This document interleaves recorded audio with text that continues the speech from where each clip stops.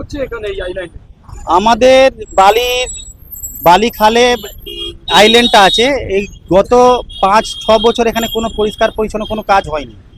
তো আমরা শুনেছিলাম নাকি এখানে গেট তৈরি হবে, আইল্যান্ডটাকে ভালো করে বানাবে, কিন্তু কিছু কাজই হয়নি। মিউনিসিপ্যালিটিকে লুটে টিএমসির লোকরা বসে গেছে।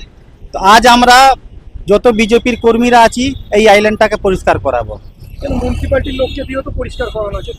মিউনিসিপ্যালিটির লোককে দিয়ে পরিষ্কার করানো যেত, সেটা আমিও মানছি, কিন্তু গত 15 বছরের মধ্যে কোনো নতুন রিক্রুটমেন্ট হয়নি এখানে। তো লোকের শর্টেজ চলছে। তো আগে আমরা নিজের পাড়াটাকে দেখবো, তারপরে তো এই বাইরের কাজটা, কিন্তু এই বাইরের কাজটা আমরা নিজে দিয়েই করিয়ে দেবো ছেলে লাগিয়ে।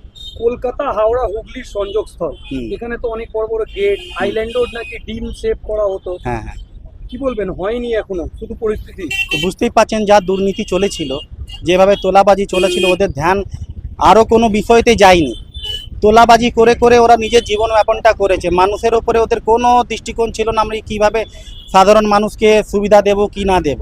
তো সেই জিনিসটার ভোগে এইসব জিনিস হয়েছে, আর কিছু না। পাশেই তো উত্তরপাড়া, সাজানো গোছানো, আর বালির এই অবস্থা। দাদা, বেইমানি জিনিসটা যে আছে না, ওই পার ও পার দেখে না।